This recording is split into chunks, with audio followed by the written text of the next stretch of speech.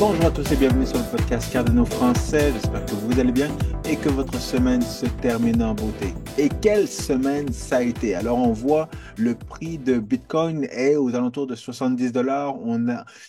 Il semble que Bitcoin ne veut pas justement dépasser son all-time high, qu'il est en train d'encore d'accumuler pas mal de choses.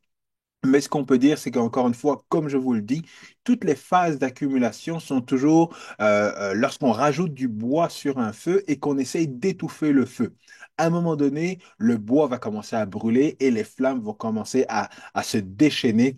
Et c'est ce qu'on attend au niveau du prix de Bitcoin qui commence à dépasser son all-time high de 70 000 dollars, qu'il aille confortablement à 80, 90 pour qu'il puisse à un moment donné péter le 100 000 dollars. Mais d'ici là, encore une fois, il faut continuer à être patient parce que tout se passe comme prévu. Les ETF continuent à accumuler justement des bitcoins et même chose pour l'ETF d'Ethereum.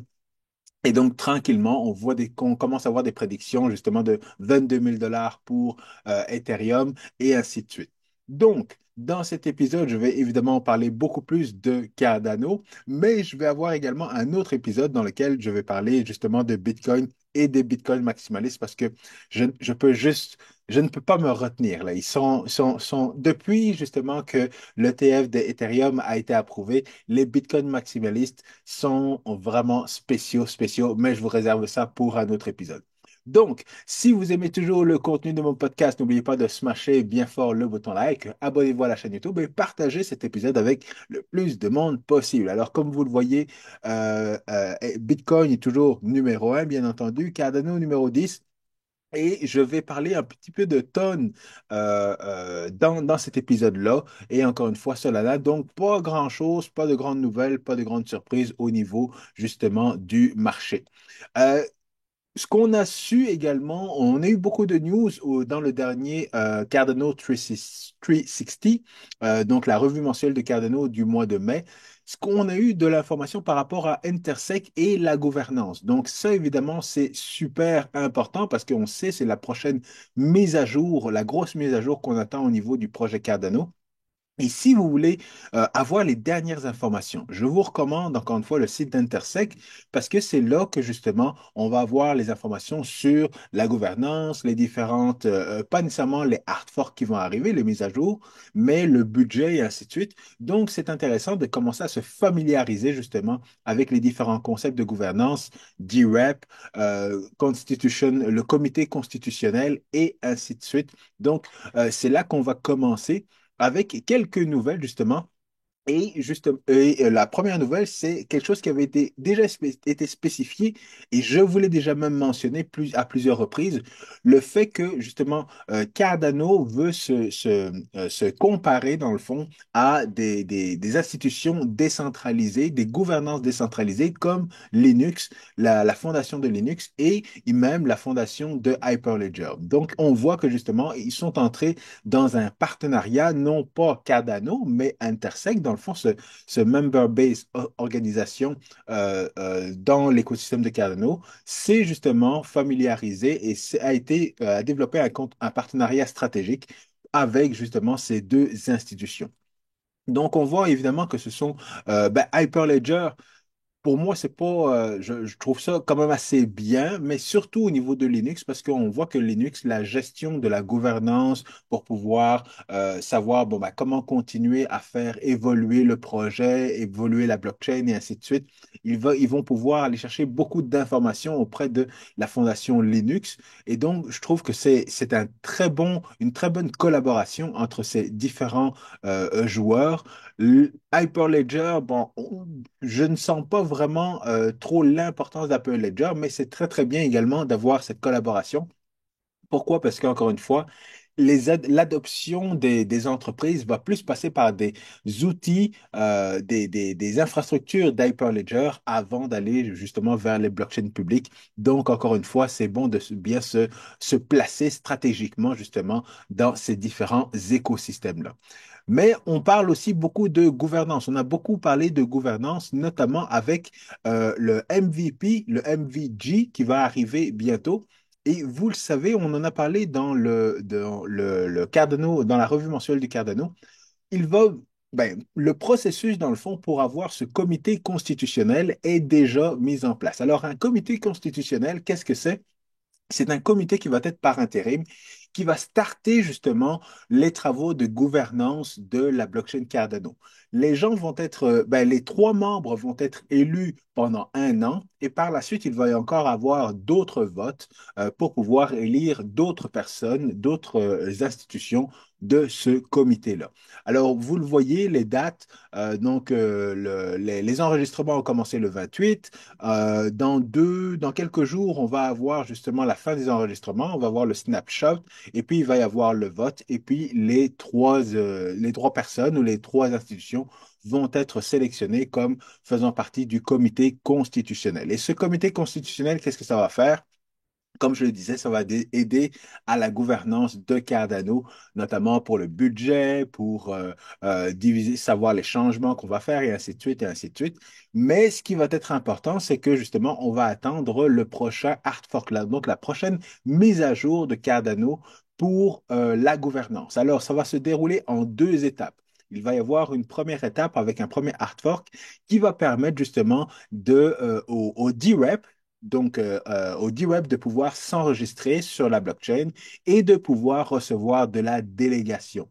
Donc, ces D-Web-là vont être des représentants qui vont pouvoir voter sur le budget et sur des décisions d'entretien et d'évolution de la blockchain Cardano. Après ça, on va avoir un deuxième hard fork et les dates, j'ai vu une date passer encore une fois sur le Telegram du groupe Cardano francophone. J'ai vu la date du premier hard fork aux alentours du mois de juillet, mi-juillet, quelque chose comme ça. Le deuxième hard fork, on n'a pas encore d'informations là-dessus, mais le deuxième hard fork va permettre, dans le fond, d'activer le comité constitutionnel. Et ça, encore une fois, ça va permettre encore une fois, d'officialiser d'une certaine manière justement la gouvernance sur la blockchain Cardano. Mais avant ça, il va y avoir la Constitution. La Constitution, ça va être toutes les lois et toutes les règles que les gens qui veulent utiliser la blockchain Cardano vont devoir respecter. Et là, on est vraiment en fin de ce processus de création de cette constitution-là. Il va y avoir encore quelques meet-ups justement pour ratifier cette constitution. Et par la suite, au mois de décembre, on va avoir la constitution finale et cet événement va avoir lieu nulle part d'autre que justement en Argentine. En Argentine, vous le savez, avec le nouveau président argentin, Javier Milei, je pense. Alors, lui qui est vraiment pro-changement, on change tout, puis on fait quelque chose, on essaie quelque chose de mieux avec les nouvelles technologies. Et vous le voyez, on avait eu justement un partenariat justement avec l'Argentine donc qui nous accueille comme projet, exactement comme Bitcoin. Oui, la communauté de Bitcoin a été acceptée justement au Salvador. Donc, voilà, alors que cette nouvelle-là arrive, eh bien, la communauté des cryptos et l'industrie prend ça à la légère, ne considère pas Cardano, et on se demande encore une fois, qu'est-ce que ça va faire pour le prix, ce partenariat avec le gouvernement? Alors que si ça avait été un autre projet crypto qui avait eu un partenariat avec un pays aussi important que l'Argentine, eh bien, ce serait dans la presse, on en parlerait, le prix du token ferait ça, mais évidemment, comme c'est Cardano, tout le monde a l'air de s'en foutre. Et c'est pour ça que justement, nous devons rester vigilants, nous devons continuer justement à croire à ce projet-là parce que le projet Cardano et les acteurs continuent à faire les bonnes choses, les bons investissements pour pouvoir développer justement ce projet-là. Et lorsqu'on compare justement à d'autres projets, eh bien, on devrait on devrait comprendre que le projet Cardano a des fondamentaux, des vrais fondamentaux qui ne sont pas basés, encore une fois, sur des choses qui sont en l'air ou des choses qui manquent un peu de stabilité, un petit peu comme les mêmes coins. Mais que voulez-vous? Le monde est comme ça. Alors, toujours au niveau de Intersect, on voit ils étaient présents justement à Consensus. Ça, c'est très bien également. Ils ont fait des photos avec les différentes personnes, les différents membres de la communauté.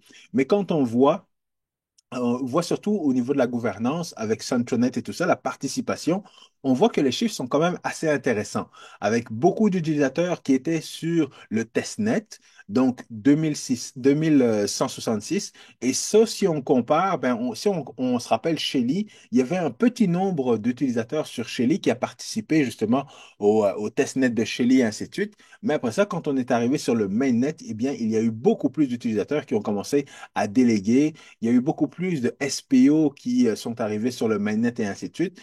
Et on va voir que ça va être la même chose. Alors qu'ici, on voit qu'il y avait 1700 D-Rep, eh bien, c'est sûr et certain qu'il va y en avoir probablement beaucoup plus sur le mainnet lorsque ça va être ouvert pour enregistrement, délégation et ainsi de suite. Et on voit presque 3000 wallets qui ont été connectés. Donc, on voit qu'il y a eu une grosse participation sur le testnet seulement.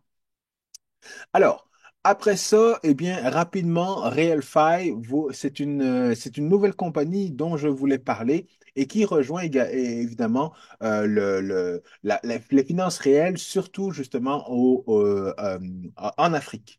Donc ça, c'est John O'Connor à qui j'ai déjà parlé plusieurs fois pour différents projets. Charles Skinson nous a parlé justement du microcrédit et des finances, du vrai DeFi d'une certaine manière, là. Donc, le vrai DeFi, c'est pas le DeFi sur lequel vous prenez vos tokens et puis vous avez un pourcentage et ainsi de suite. Le vrai DeFi, ce serait justement de prendre vos tokens, les prêter à quelqu'un. Quelqu'un fait un prêt et vous rembourse avec un intérêt. Et c'est ça que RealFi est en train de développer. Donc, j'ai pas énormément de choses à dire. Oui, j'ai beaucoup de choses à dire là-dessus parce que je travaille sur un projet justement qui est dans ce cadre-là.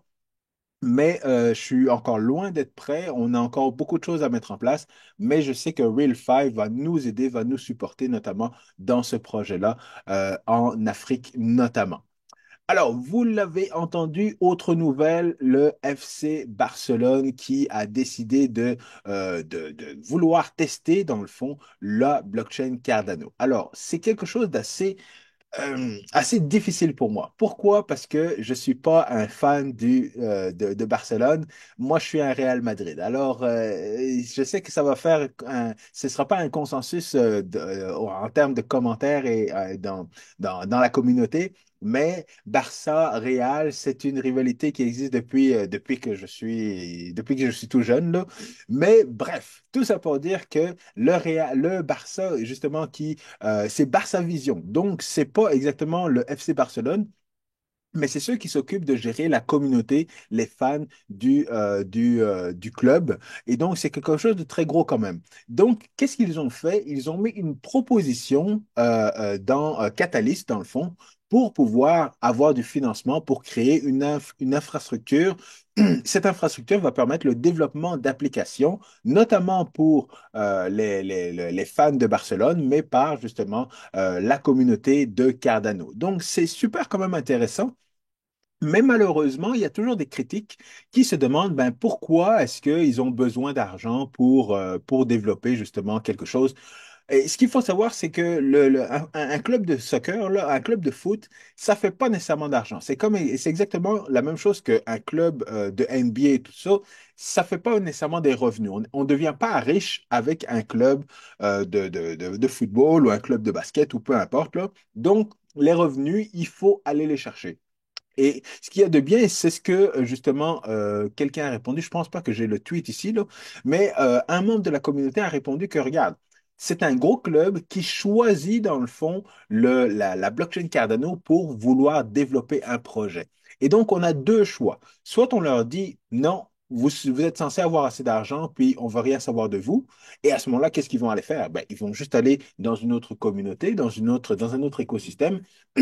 Et ce qu'il y a de bien également, c'est que ils n'ont pas demandé de faire un partenariat avec IOHK, ils n'ont pas demandé de faire un partenariat avec la fondation ou avec je sais pas trop qui d'autre. Ils sont passés par le processus de gouvernance qu'on a actuellement, qui est Catalyst, pour proposer justement une idée, pour proposer un projet et d'attendre de voir si la communauté va accepter leur proposition pour avoir du financement. Donc, par rapport à ça, c'est extrêmement génial parce que c'est différent de ces autres écosystèmes qu'on critique à chaque fois. Et qu'est-ce que ces autres écosystèmes font?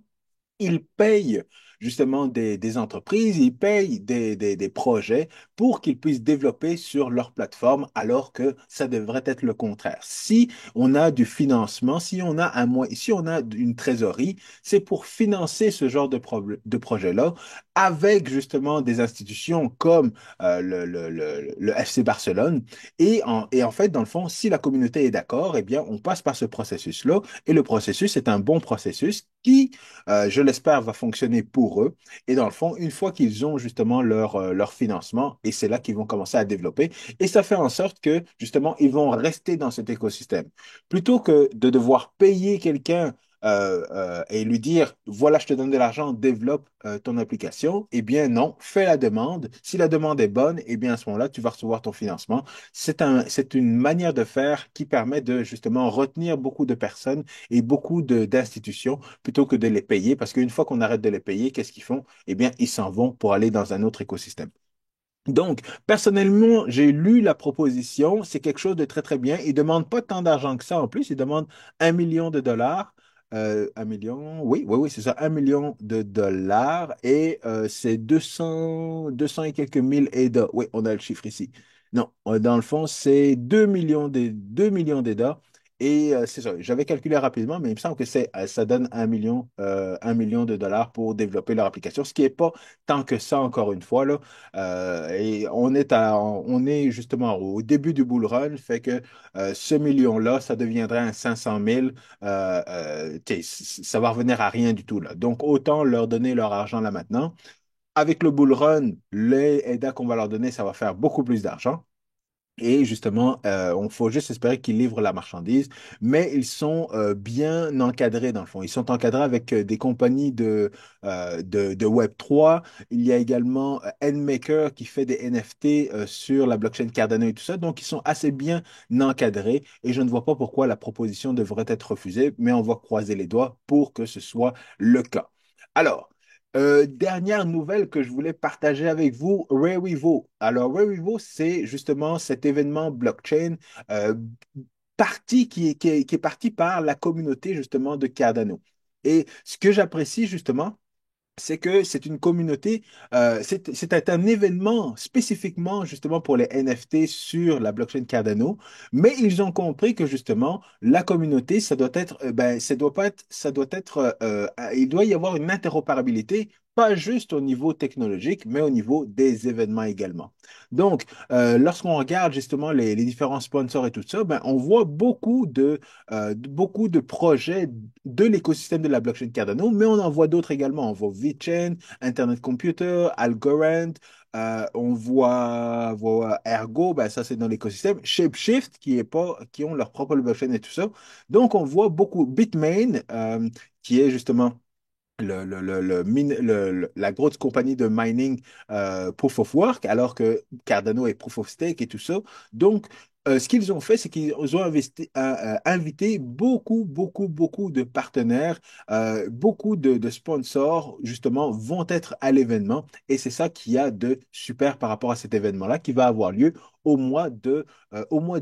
Donc, d'ici la fin de l'année, ce que vous devez comprendre, c'est qu'au mois d'août cet été, il va y avoir cet événement-là. Il va y avoir le premier hard fork pour la gouvernance. Il va y avoir également des travaux au niveau des livraisons par rapport justement à la performance de Cardano. Et d'ici la fin de l'année 2025, on ne sera même pas proche du top du bull run, mais d'ici la fin de l'année 2024, je m'excuse, eh bien, on va avoir justement le Cardano Summit et en décembre, on va avoir cet événement de constitution de la blockchain Cardano en Argentine avec possiblement le premier ministre ou oui, je me suis dit, le président argentin qui risque d'assister à cet événement-là.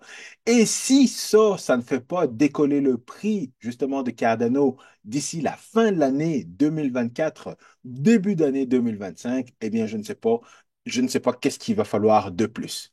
Sachant que, et ça, je vais vous le montrer dans une prochaine vidéo, tous les graphiques montrent le même genre de situation où on a justement à l'approche d'un événement comme Shelly, Gogan et ainsi de suite, le prix qui monte, le prix qui crache, et après ça, qui repart, eh bien là, comme je le disais, on va avoir justement peut-être un petit pic, redescendre et puis repartir de plus belle avec justement la gouvernance, la constitution et ainsi de suite. Tout le financement qu'il va y avoir, ça va être fantastique, fantastique. Mais je ne sais pas si vous l'avez vu, il y avait également des petits rigolos de Bankless. Alors, Bankless, c'est un podcast que j'écoute à l'occasion parce que je suis pas vraiment fan des deux gars qui animent ce podcast-là, mais c'est un podcast quand même qui est très, très, très connu dans l'écosystème, dans l'industrie, justement. Mais c'est un podcast qui est un petit peu plus Ethereum. C'est même pas des maximalistes de Bitcoin, c'est plutôt des maximalistes d'Ethereum, mais encore une fois, ils ont été convertis justement à la blockchain Solana. Donc, ces gars-là ont invité Charles Hoskinson depuis quand même pas quelques années, depuis quelques mois, ils essaient d'inviter Charles Hoskinson sur leur podcast. Et moi, j'aurais aimé justement qu'il aille sur le podcast pour pouvoir justement leur expliquer vraiment comment fonctionne cette industrie-là. Parce que ce qu'il faut savoir, c'est que l'industrie de la blockchain et des crypto-monnaies, c'est une industrie qui n'est vraiment pas mature, surtout au niveau des participants. Au niveau des participants, autant du côté financier, et ça, je vais vous en parler dans la vidéo que je vais faire sur Bitcoin, justement. Au niveau financier et au niveau investissement, les investisseurs dans crypto-monnaie, monsieur et madame tout le monde, ne sont vraiment pas très matures, vraiment pas, ne comprennent pas comment investir dans cette nouvelle industrie. Même chose au niveau technologique. Au niveau technologique, Bankless et d'autres podcasts et d'autres personnes dans l'industrie vont toujours regarder justement les projets comme Solana ou comme Ton dans lesquels il y a beaucoup d'activités. Il y a plusieurs tokens qui sont lancés, il y a beaucoup de trading, beaucoup de volume, puis ainsi de suite et tout ça. Fait que ça peut être des meme coins. On s'en fout du moment qu'il y a de l'activité, du moment qu'il y a des wallets, du moment qu'il y a des utilisateurs, eh bien, c'est ça qui doit fonctionner. C'est ça qui doit être listé sur les exchanges. Et encore une fois, le projet Cardano, ben non, on n'en parle pas parce qu'il n'y a pas de volume, on ne sait pas ce qui se passe. Pas OneChain, mais voyons, c'est quoi ce projet-là? World Mobile Token, c'est pas grave, on s'en fout. Iagon, on s'en fout.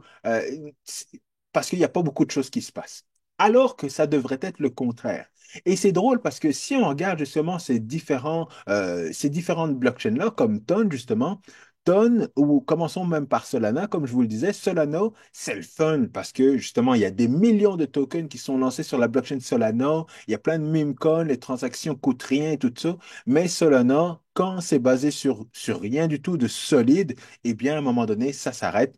Mais les investisseurs, eux, s'en foutent parce que justement, ce ne sont pas des investisseurs qui sont très, très matures. Et justement, les gens dans la communauté s'en foutent également parce qu'en termes de technologie, ils ne sont pas matures non plus. Même chose au niveau de Ton. Ton qui est la crypto de Ton, voyons, la crypto de Telegram, c'est ça, qui, eux, dans le fond, du jour au lendemain, ont décidé de changer leur market cap. Alors, donc, on voit là le prix le market cap est passé de à peu près 22 milliards, là, 22 milliards, oui, 22 milliards à 15 milliards du jour au lendemain. Et puis, qu'est-ce qui s'est passé? Ben, tout simplement, ils ont écrit justement à pas Cointelegraph, mais sur tous les exchanges pour dire CoinGecko, CoinMarketCap et ainsi de suite. Ah, on s'excuse, on s'est trompé, on a mal calculé le circulating supply, là, le max supply, je pense. Et donc, voilà, on vous donne la bonne information. Pouvez-vous changer justement ça sur votre site Internet pour mettre à jour le prix et tout ça? Avec Bitcoin, c'est jamais arrivé ce genre de truc-là. Avec Bitcoin, ça a été 21 millions. On sait exactement c'est quoi le circulating supply. On sait exactement, on sait tout. Il n'y a rien qui change. Même chose pour la blockchain Cardano. C'est pas du jour au lendemain que sur la blockchain Cardano, on a dit, bah, finalement, c'est pas 45 milliards, ça va être, je sais pas, 23, 21, 32. Oh, on a mal calculé, tout ça. Non! Des blockchains de troisième génération, ça doit être des blockchains qui sont basées sur Bitcoin qui ont vu l'évolution d'Ethereum et qui ont dit, OK, Ethereum, c'est la deuxième génération, et qui ont vu, dans le fond, le potentiel d'amélioration pour une troisième génération et qui disent, On se base sur les deux premières pour faire une troisième génération de blockchain. C'est ça que ça devrait faire. Mais c'est pas juste se dire, bon, ben, OK, on crée une blockchain avec full de volume, des transactions faibles, et puis des VC qui nous donnent de l'argent, c'est centralisé et ainsi de suite. Et by the way, on s'est trompé. Le market cap, c'est pas ça. Le circulating supply, ça change un peu. Fait que mettez à jour vos affaires. Et si ça change encore, vous inquiétez pas. On va vous écrire pour vous informer que ça a encore changé. Ça ne fait aucun sens. Et c'est des choses comme ça qui risquent de faire justement que une crypto-monnaie comme Tone, une crypto-monnaie comme Solana et d'autres vont devenir des sécurités, alors que comment est-ce qu'on peut déduire que Cardano va être une sécurité s'il y a une gouvernance et si on a une constitution et si justement on démontre que c'est en votant dans la communauté justement que les règles vont changer, que c'est la communauté qui décide d'une certaine manière dans quelle direction on va et tout ça, et ce n'est pas justement deux, trois personnes ou deux, trois entreprises ou juste une seule personne qui vont décider justement l'entretien s'en va on va entretenir telle fonctionnalité, on va supprimer telle fonctionnalité ou on va investir dans telle fonctionnalité, dans telle autre chose. Donc, c'est vraiment toutes ces choses-là que Charles Hoskinson a répondu finalement au gars de Bankless pour dire, si vous êtes sérieux, après avoir chié sur nous en disant que Cardano, ça vaut rien, l'écosystème, ça vaut rien, Charles Hoskinson ne vaut rien, et ainsi de suite, si vous êtes vraiment sérieux dans votre job d'interviewer justement et de savoir qu'est-ce qui se passe dans l'écosystème de Cardano, venez à notre événement. Venez à notre événement et là, vous allez rencontrer justement des développeurs qui vont dire, oui, nous, on développe sur Cardano, voilà pourquoi. Oui, nous développons sur Cardano, voilà pourquoi. Parce que, encore une fois, ils vont toujours répéter que on ne connaît aucun développeur, aucun projet qui développe sur la blockchain Cardano, donc ça doit être vrai et ça vaut rien. Mais là, je dois dire que, bon, ce qu'il a expliqué, le gars de Bankless qui est ici, là, Ryan Sean Adams, il dit, ben moi, je vais à une conférence par année et ce sera pas cette conférence-là. Fait que, regarde, just too bad. Vous viendrez pas, on fera pas le podcast. Et c'est bien correct. Moi, vraiment, c'est bien correct parce que si on écoute justement la vidéo de Charles Hoskinson, là, je lisais quelques réponses et justement, il y a Alfred qui a un hôtel qu'il a appelé Cardano en Espagne, il me semble, là, qui est un peu déçu de la réponse de Charles. Mais personnellement, moi, j'ai écouté le vidéo et je trouve que Charles est spot on sur justement, voilà pourquoi je ne veux pas faire votre podcast. Parce qu'après nous avoir traités comme des moins que rien, vous ne faites même pas l'effort de vouloir venir à un événement où je suis certain qu'ils n'auraient rien payé. Leur billet aurait été payé, déplacement aurait été payé, tout aurait été payé. Ou au pire, ils auraient dépensé un petit peu plus pour aller à Las Vegas et pour justement en savoir plus. Et je sais qu'ils ont fait le déplacement justement à un événement de Solana en décembre ou en novembre dernier parce qu'ils ont fait une vidéo justement où un des deux gars qui est le podcast Bankless a été sur place, a été interviewé des gens et ainsi de suite. Donc, s'ils l'ont fait pour la blockchain Solana, mais qu'ils ne le font pas pour Cardano, c'est parce qu'ils ont choisi leur camp, tout simplement. Mais de toute façon, nous, on a choisi notre camp et personnellement, c'est même pas une idée de choisir son camp, mais juste on supporte les projets que nous jugeons avoir du potentiel pour le long terme. Et le long terme, c'est pas juste ce bull run, c'est pas le prochain bull run, c'est dans les 10, 15, 20 prochaines années. Alors, je termine là-dessus. Merci encore une fois d'avoir écouté la vidéo. Je vous retrouve la semaine prochaine avec une vidéo spécifique sur Bitcoin. À très bientôt. Peace.